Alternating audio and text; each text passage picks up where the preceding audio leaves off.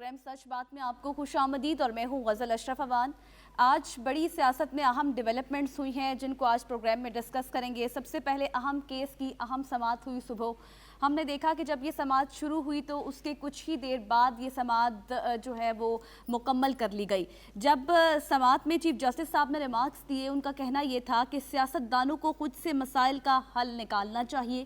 ساتھ ہی انہوں نے یہ بھی کہا کہ حکومت اگر سنجیدہ ہوتی تو اقدامات اٹھاتی مذاکرات کے حوالے سے، اور مذاکرات پر عدالت مجبور نہیں کر سکتی، فورس نہیں کر سکتی۔ ساتھ ہی انہوں نے یہ بھی کہا کہ حکومت صرف پاس کھیل رہی ہے اور جو ہے تحریری حکم نامہ بھی جاری کریں گے۔ اس کے بعد ہم نے جو دوسری ڈیولپمنٹ دیکھی ہے، آج سپریم کورٹ میں پنجاب اور خیبر پختونخوا کی جو اسمبلیاں تحلیل ہوئی تھی ان کی بحالی کے حوالے سے ایک شہری نے درخواست دائر کی ہے، اور اس کا سٹانس اس میں یہ تھا کہ آئینی جو مدت ہے اس میں الیکشنز تو نہیں ہوئے اور اب ان اسمبلیوں کو بحال کیا جائے کیونکہ پھر بعد میں یہ کام غیر آئینی ہو جائے گا۔ ساتھ ہی ساتھ پھر ہم نے یہ بھی دیکھا کہ حکومت اور اپوزیشن میں مذاکرات کے حوالے سے رابطے بھی ہوئے۔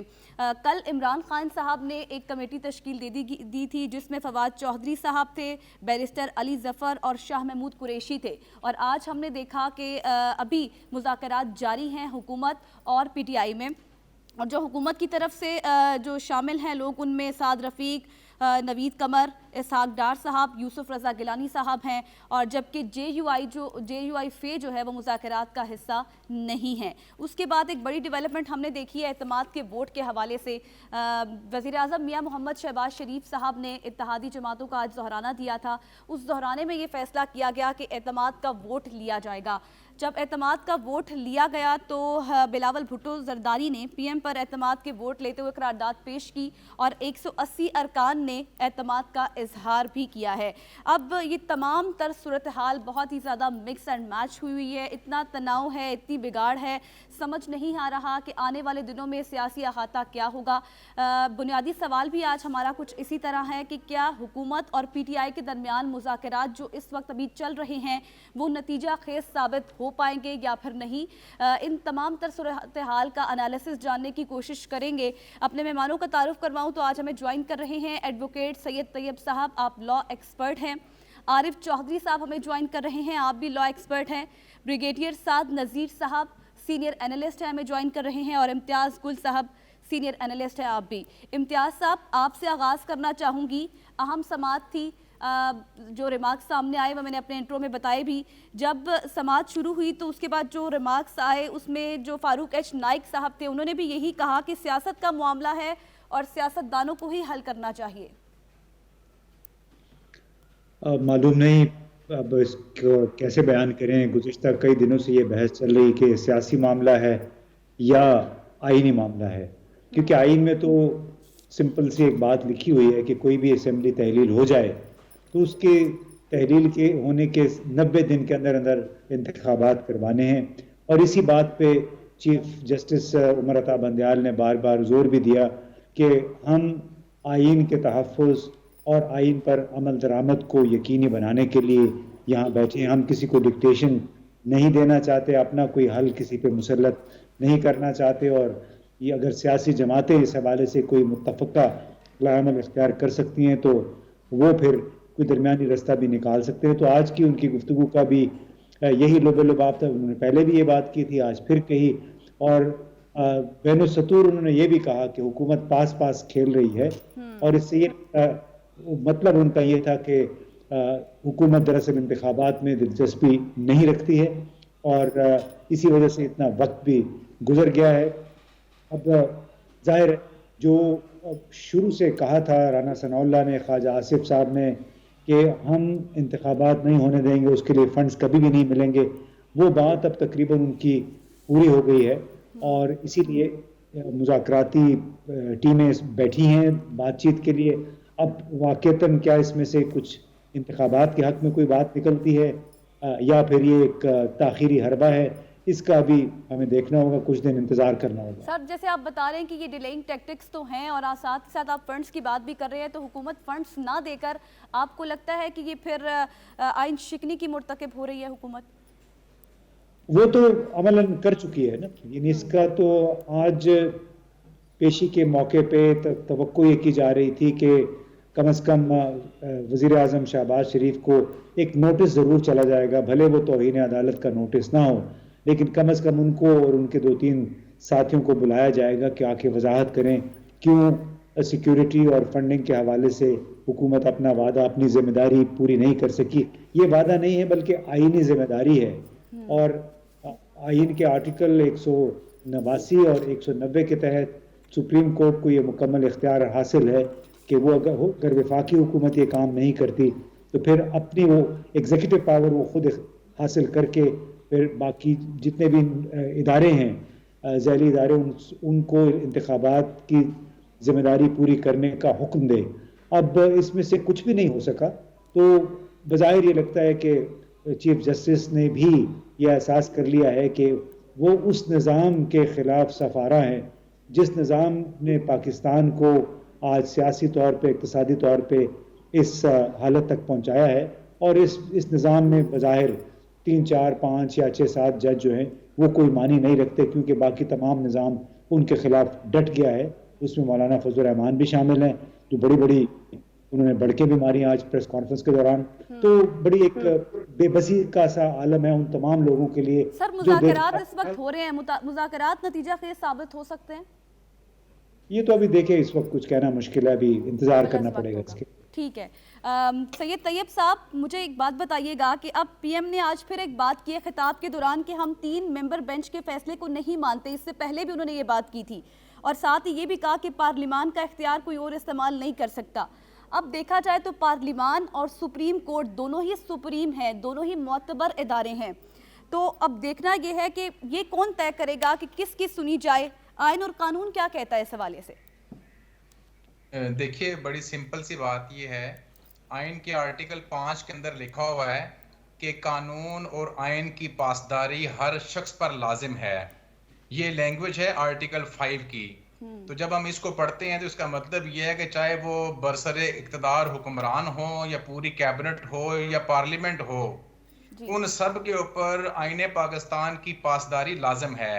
یہی روح ہے آرٹیکل 5 کی، اور اس کے ساتھ ہی آرٹیکل 6 کو ساتھ ملا کے اس کو فکس کیا گیا تاکہ اس کے جو کانسیکوینسز ہیں وہ بندے کو ساتھ ہی نظر آ جائیں.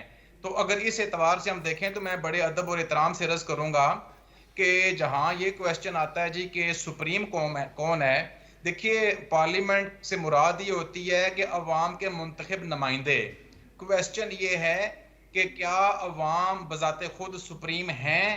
میری ہمبل سبمیشن یہ ہے کہ عوام سپریم نہیں. عوام روز عدالتوں کے سامنے پیش ہوتے ہیں، چاہے وہ سول جج کی عدالت ہو، سیشن کورٹ ہو، ہائی کورٹ ہو یا سپریم کورٹ ہو. ایک اختیار اگر عوام کے پاس نہیں، وہ یہ دعویٰ نہیں کر سکتے کہ وہ سپریم ہیں یا وہ سپیریئر ہیں. تو ان کا نمائندہ کس بنیاد پر یہ مطالبہ کر سکتا ہے یا یہ استحقاق جتلا سکتا ہے کہ میں سپیریئر ہوں؟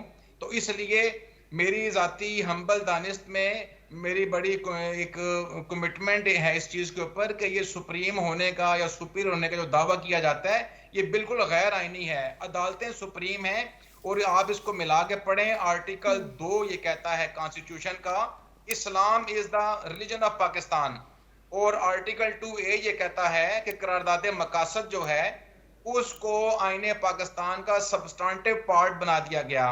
ان دونوں آرٹیکل کو ہم ملا کے پڑھیں تو وہ یہ کہتے ہیں کہ حاکمیت اللہ پاک کے پاس ہے، اور اللہ تعالیٰ کے ہم نائب اور نمائندے اور بندے کے طور پر چوزن ریپرزنٹیٹیوز کے ذریعے اس اختیار کو استعمال کرتے ہیں.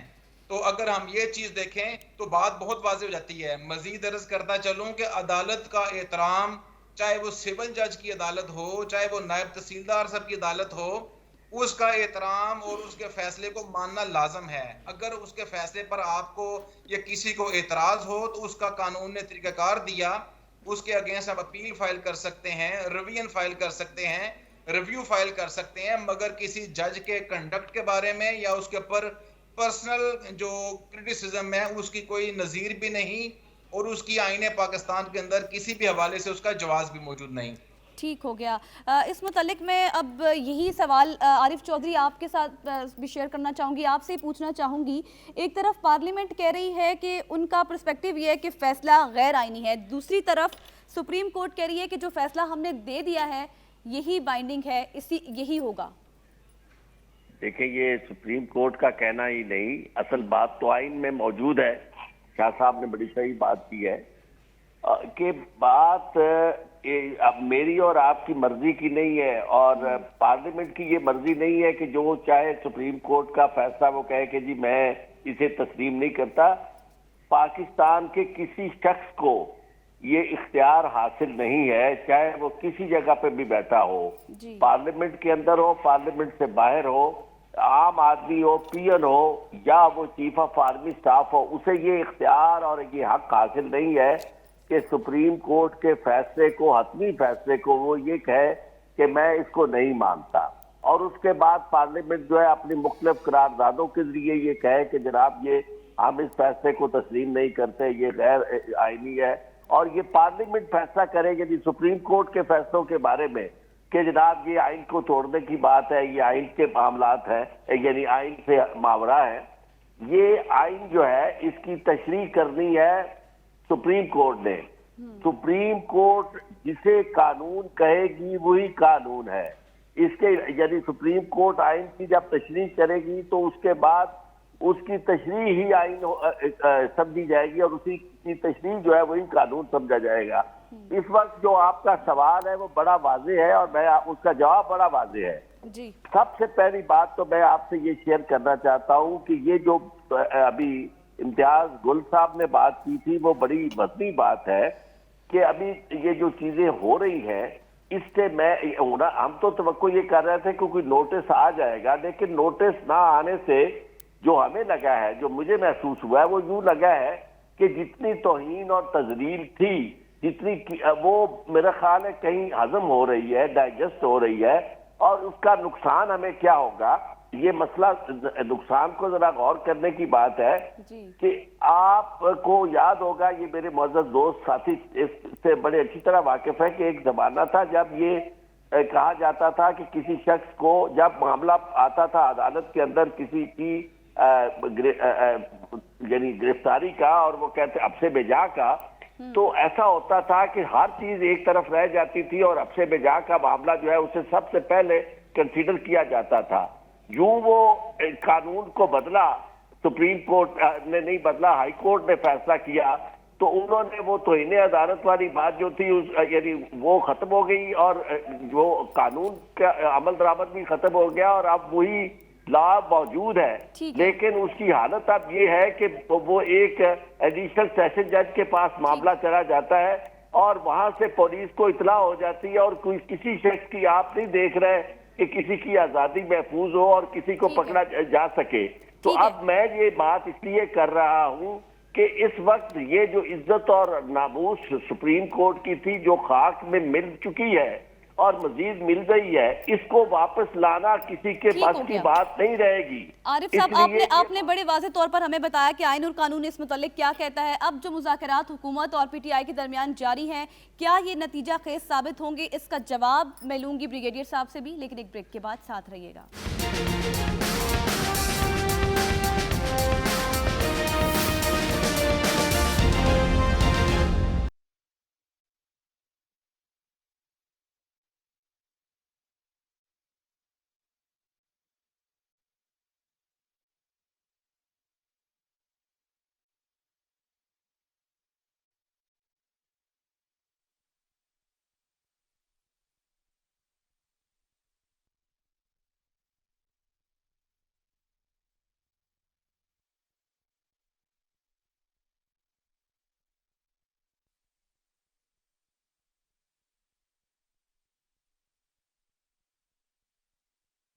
साहब, आप अपना कैमरा ऑन कर लें, वापस आ रहे हैं ब्रेक से।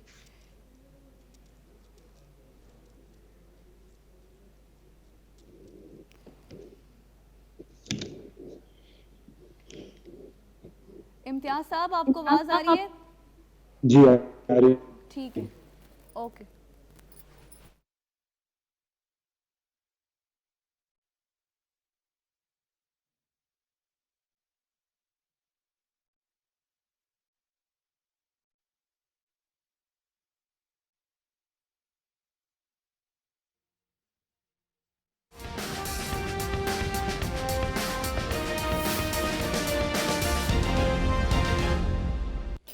Welcome back after the break.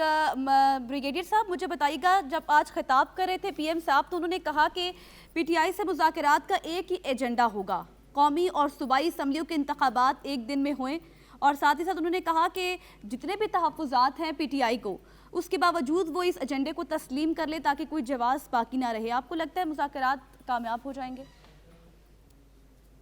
जी बहुत शुक्रिया। सबसे पहले तो जो मोहतरम पैनलिस्ट है उनसे माजरत के साथ कि जिस आसानी के साथ और जिस सिंपल अंदाज में उन्होंने इस मसले को सुलझाया, लेकिन अफसोस की बात है कि ये मसला इतना आसान और इतना सिंपल नहीं है। एक दूसरी बात मैं ये भी कहना चाहता हूँ कि उन्होंने खुद कहा कि दो सुप्रीम इदारे हैं, अगर दो सुप्रीम इदारों में जिद हो और दूसरी तरफ दो बड़ी पार्टियों में जो एक इलेक्शन के जल्द होने का जिद करता है और दूसरा उसको डिले करने का जिद करता है, और तीसरी तरफ अगर अदालत फुल बेंच पर जिद करता है और छोटे बेंच की बात करता है, तो मेरे ख्याल में, और तीसरी बात ये, जहां पर ग्राउंड रियलिटीज की बात है, जहां पर सिक्योरिटी इदारे सिक्योरिटी न दे सके, फाइनेंस वाले फंड न दे सके, और जो इलेक्शन कमीशन है वो कहते हैं कि हम इंतखाबात नहीं कर सकते, पिछले 4 महीने बाद फिर इंतखाबात हुई, तो इस हालात में जल्दी इलेक्शंस का या ये जो 14 मई पर इंतखाबात कराने की जो तलवार है और उसके साए में जो मुज़ाकरात हैं, मेरे ख्याल में कि इन मुज़ाकरात का नतीजा, क्योंकि दो जिदों और दो तलखियों और दो फासलों के दरमियान बड़ा मुश्किल नजर आता है। एक दूसरी बात ये है कि अगर ये कंडीशंस हो कि एक साथ हो और दूसरी तरफ पर कह रहे हो कि नहीं जल्द से जल्द हो, 14 मई नहीं तो 28 मई को हो, तो मेरे ख्याल में दोनों इस नतीजे पर नहीं पहुंच सकते। जहां तक अदालत की बात है या मुज़ाकरात की बात है, तो मुज़ाकरात से इन तलखियों के दरमियान कोई नतीजा खेज सलूशन मेरे ख्याल में न अदालत को मिल सकता है और न कोर्ट को मिल सकता है। और जहां तक अदालत के फैसले की इम्प्लीमेंटेशन की बात है, तो वो ग्राउंड रियलिटीज उसको फिर बेड ला कह सकते हैं कि अगर अदालत उसका जो ग्राउंड रियलिटीज है उसका अदराक नहीं करता, उस रियलिटी को तस्लीम नहीं करता, तो फिर इम्प्लीमेंटेशन प्लेन पर वो लागू नहीं हो सकते। और चौथी बात ये है कि अदालत खुद डिवाइडेड है, तो एक डिवीजन जो वहां पर मौजूद है उनका हाउस भी इन ऑर्डर नहीं है। अगर वो हाउस इन ऑर्डर नहीं है तो फिर बाकी जो ज्यादा बाइंडेड या ज्यादा कॉन्स्टिट्यूशनल या आप ये कह दे कि ज्यादा लॉ अबाइडिंग या लॉ के कस्टोडियंस नहीं होते, उनका जो हाउस है वो किस तरीके से इन ऑर्डर हो सकता है या किसी नतीजे पर वो पहुंच सकते हैं। आपको मुश्किल नजर आता है। सियासी चाल चली गई है एतमाद का वोट लेकर आज। इम्तियाज गुल साहब, कैसे देखते हैं इसको? सियासी चाल ही है, क्योंकि वो कहते भी हैं कि ये सियासी मामला है, लिहाजा अदालत को इसमें मुदाखलत नहीं करनी चाहिए। लेकिन मैं फिर वही बात दोहराऊंगा कि अगर इसी तरह छोटे इसी किस्म के इश्यूज़ को आप नज़रअंदाज कर दें जो कि आईनी रिक्वायरमेंट है, तो उस मुल्क में फिर आइन की हैसियत क्या रह जाती है? एक मुक़द्दस दस्तावेज़ है जो कि बाहर के माशरों में, जो जमहूरी माशरों में इसका बहुत तकद्दुस है, बहुत एहतराम किया जाता है और कोई उससे दाएं बाएं नहीं होता। लेकिन यहाँ पे ये कह रहे हैं कि जी अगर ये मायाद ऊपर हो भी गई है केयर टेकर गवर्नमेंट्स की या 90 दिन से ऊपर चला गया है, तो इसमें ऐसा मसला क्या है? ये हम सियासी जमातें आपस में तय कर लेंगे। हालांकि सियासी जमातें जो इस तरफ हैं हुकूमत में इस वक्त, वो ज़ाहिर है इमरान खान के या पीटीआई के खौफ से इस वक्त इंतखाबात नहीं चाहती हैं और उसी के लिए तमाम तर ताख़ीर हरबे इस्तेमाल किए हैं उन्होंने। हालांकि सोचने की बात है कि अगर ये इंतखाबात ताख़ीर से भी हो जाएं, भले 1 साल के बाद हो जाएं, 2 साल के बाद हो जाएं, तो क्या उन ख़तरों से, उस खौफ से, उस ख़तरे से ये बच सके या उस नतीजे से बच सकेंगे जिसके खौफ से ये इलेक्शन से फरार हासिल कर रहे हैं, चाहे वो सियासी जमातें हैं, चाहे इनके। वजह क्या है? क्यों ये किस चीज़ का खौफ है? ज़ाहिर है उन्हें खौफ है कि वो इस वक्त उन्हें इमरान खान या पीटीआई के ख़िलाफ़ चांस नहीं मिलेगा, चाहे वो हमारे ये मौजूदा हुकूमत है या उनके सहूलतकार हैं سب کا یہ خیال ہے کہ اگر عمران خان کو موجودہ حالات میں شکست دینا بڑا مشکل ہوگا، اسی لیے مختلف راستے ان پہ تنگ کرنے کی کوشش ہو رہی ہے کہ 150 کے قریب کیسز ہو گئے، ان کے ساتھیوں کو باری باری گرفتار کر کے ڈرا دھمکا کے وہ جو کہتے ہیں نا سافٹ ویئر اپڈیٹ کرنے کی کوشش کی جاتی ہے. تو بڑی ایک افسوسناک صورتحال ہے جس میں پارلیمنٹ خود آئین سے انحراف کی بڑی بھرپور وکالت کر رہی ہے. ٹھیک ہو گیا. طیب صاحب، فواد چودھری صاحب کہہ رہے ہیں کہ پرائم منسٹر نے 180 کا نمبر جو لیا ہے، 20 ارکان اس میں ہمارے ہیں، غیر آئینی طریقے سے یہ لیا گیا ہے اعتماد کا ووٹ. اگر حکومت کے 20 ارکان پی ٹی آئی کے ہیں تو پھر اس کا مطلب جو 20 تھے انہوں نے عدم اعتماد کا اظہار کیا.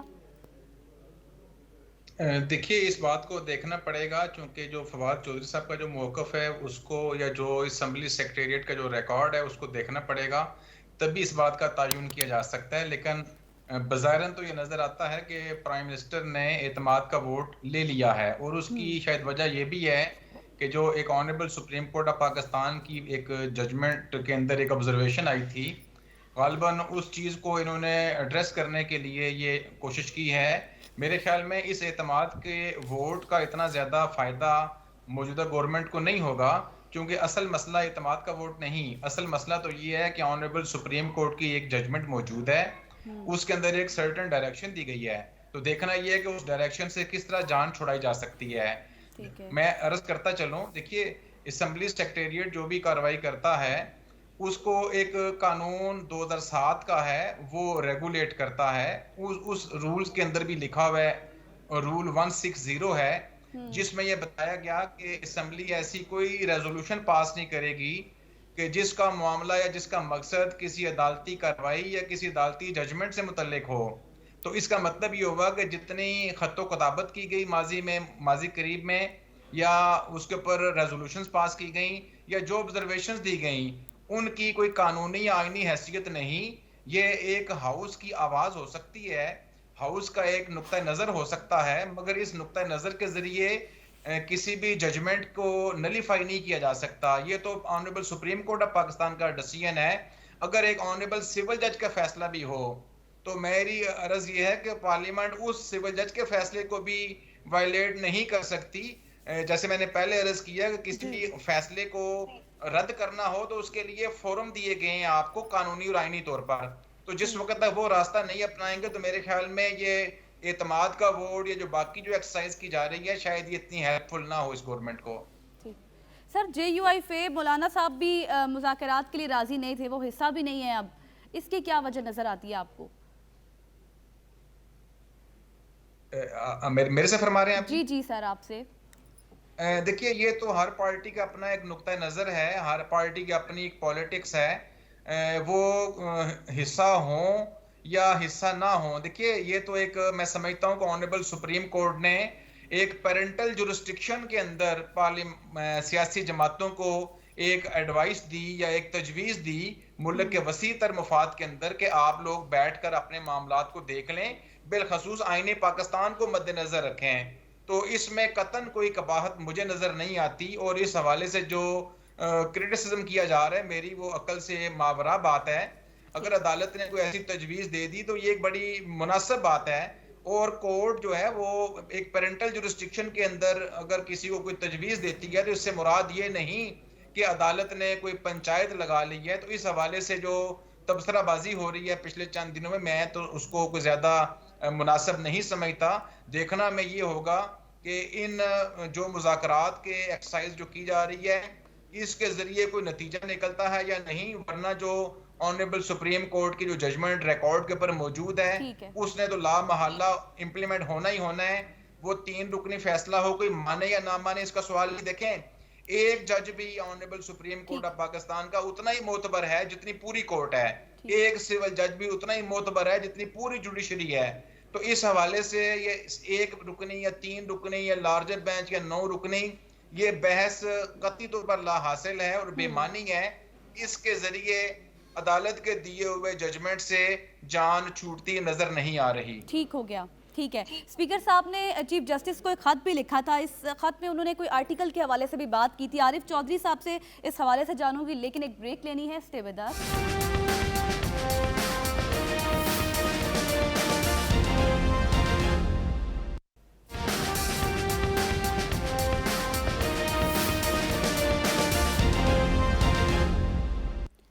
Welcome back after the break. मुझे आरिफ चौधरी साहब आप बताइएगा, स्पीकर कौमी असम्बली ने अदालत को स्टेट बैंक या किसी और इदारे को बुलाकर इलेक्शन के लिए पैसे देने का कहना, उन्होंने कहा कि ये दुरुस्त था, क्या अदालत को ऐसा हुक्म देना चाहिए था, आप समझते हैं? क्विक कमेंट कीजिएगा इस पर। मैं समझता हूं कि ये हुकूमत जो है ये अदालत के साथ और आइन और कानून के साथ वो सलूक कर रही है जो इससे पहले मार्शल लॉ ने भी नहीं किया। आपको याद होगा कि जफर अली शाह वाला केस बड़ा मारूफ केस है जिसमें परवेज मुशर्रफ को अपने आप को जस्टिफाई करने के लिए अदालत का दरवाजा खटखटाना पड़ा था। सुप्रीम कोर्ट ने जस्टिफाई किया था कि जनाब इन्होंने जो इक़्तिदार संभाला है इन्हें हम इख्तियार देते हैं कि ये अमेंडमेंट भी कर सकते हैं और ये दुरुस्त तौर पर आए हैं। तो ये तो बिल्कुल अपने आप को उससे भी कहीं ताकतवर समझ रहे हैं। इस वक्त दो सूबों के अंदर गैर आईनी गैर कानूनी हुकूमतें कायम हैं और इसके बाद सुप्रीम कोर्ट हुक्म दे रही है और सुप्रीम कोर्ट हुक्म क्या दे रही है कि जी आप इंतखाब करवाएं और उस इंतखाब के लिए आप रकम मुहैया करें। उसको वो अपने आप को उस कानून से यानी मावरा समझ रहे हैं, आइन से मावरा समझ रहे हैं। मैं आपको एक अर्ज करूं कि आर्टिकल 68 आर्टिकल 68 तहफ़्फ़ुज़ देता है सुप्रीम कोर्ट को कि उसके जजेस के खिलाफ आप किसी तरह की कोई बात नहीं कर सकते इवन पार्लियामेंट के अंदर। व्हाट टू स्पीक ऑफ के आप उन्हें ये कहें कि जी प्रिविलेज कमेटी यानी पार्लियामेंट खुद नहीं कर सकती। वो ये तो जो कमेटियां हैं ये तो उसकी सब्सिडियंट है, उसके मातहत है। उनकी क्या हैसियत है कि वो सुप्रीम कोर्ट के जजेस जो है और चीफ जस्टिस जो है उनके बारे में। ब्रिगेडियर साहब ठीक है आरिफ साहब, आपका पॉइंट समझ आ गया। ब्रिगेडियर साहब आप भी मुझे इस पर क्विक कमेंट कीजिएगा, फिर आगे भी बढ़ना है कि स्पीकर ने जो चीफ जस्टिस साहब को खत लिखा है क्या ये दुरुस्त था, लिखना चाहिए था खत? मेरे ख्याल में कि दोनों सुप्रीम इदारे हैं और वो आपस में अगर कोई खतों की दावत करते हैं या एक दूसरे को अपने तहफ़्फ़ुज़ात देते हैं तो ये बेहतरी के लिए होता है। ऐसा नहीं है कि दोनों डेगर ड्रान है और एक दूसरे को न खत लिखना चाहिए और न अपना पॉइंट कन्वे करना चाहिए। दोनों पाकिस्तानी है और पाकिस्तान के सुप्रीम इदारे हैं। दूसरी बात ये है कि जहां तक इस तनाव का ताल्लुक है तो मेरे ख्याल में तनाव जो आप एक ऑर्डर करते हैं और वो ऑर्डर अगर इम्प्लीमेंट नहीं होता तो हुकूमत ने जो चैम्बर में उसको ब्रीफिंग दे दी वो काफी था और वो कहते कि बड़ी जबरदस्त ब्रीफिंग थी। तो वो जबरदस्त ब्रीफिंग का नतीजा तो ये नहीं है कि you stick to your point कि नहीं 14 ये है, अगर इसके अंदर न हुआ तो फिर हम कुछ एक्सट्रीम स्टेप्स ले सकते हैं। ठीक है सर, ठीक है ब्रिगेडियर साहब, आगे बढ़ते हैं और कराची से आपको खबर दें, कराची से लाहौर जाने वाली एक कराची एक्सप्रेस में आतिशज़दगी हुई, 4 बच्चों समेत 7 अफराद जाँ बहक हुए और वो एक ही ख़ानदान के थे। अफसोसनाक वाक़या है। इम्तियाज़ गुल साहब मुझे बताइएगा कि इस तरह के वाक़यात आए रोज़ हो रहे हैं, ईद पर भी हमने देखा इस तरह के वाक़यात हुए हैं। क्या ट्रेन में आतिशज़दगी की जिम्मेदार हुकूमत है? क्योंकि हम देखते हैं, जैसे मैंने पहले भी कहा, कि आए रोज़ ऐसे वाक़यात हो रहे हैं। इसमें जी तमाम जो जिम्मेदार लोग हैं वो इसके जिम्मेदार हैं, चाहे गुज़िश्ता हुकूमतें थी, मौजूदा हुकूमतें। हमारा निज़ाम दरअसल इतना बोसीदा हो चुका है कि उसमें अभी बेहतरी की गुंजाइश मौजूदा कम अज़ कम हालात के तहत नहीं है। हर दौर में ट्रेन एक्सीडेंट्स हुए हैं, हर दौर में हलाकतें हुई हैं, लेकिन अफसोस की बात यह है कि वो निज़ाम आज तक तब्दील नहीं हो सका। हमारी वही एक मेन पटड़ी है, हमारे पुराने जो वार्निंग सिस्टम्स हैं, उसके गाइडेंस सिस्टम्स हैं, उसकी वजह से फिर रेलवे का जो अमला है उसकी हालत अपनी बड़ी ख़राब है, तनख्वाहें इतनी नहीं हैं।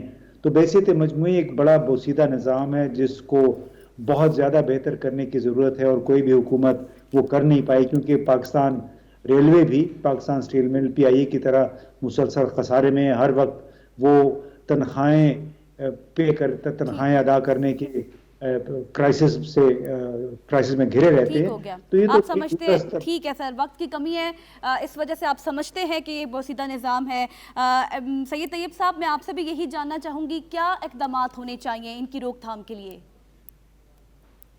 देखिए, ये स्टेट रिस्पॉन्सिबिलिटी है।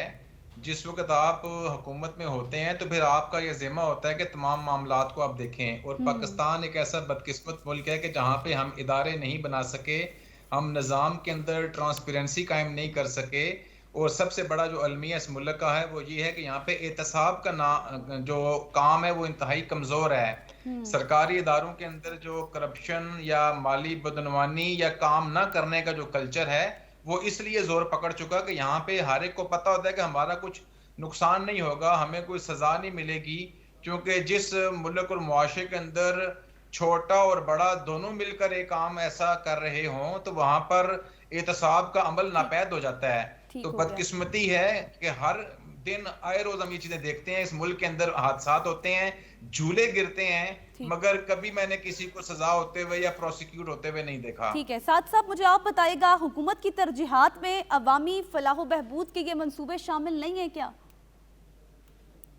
नहीं, बिल्कुल, ये तो हर हुकूमत की जिम्मेदारी है। और दूसरी बात ये है कि रेलवे का अपना एक निज़ाम है और वो निज़ाम पर बहुत ज्यादा ब्रीफिंग भी हुई, बहुत ज्यादा एक्सीडेंट 2019 में जो 74 मुसाफिर एक स्टो जो पड़ गया था, और इस दफा भी शायद कुछ ऐसा ही मामला है जिसकी वजह से 7 मासूम जाने गई।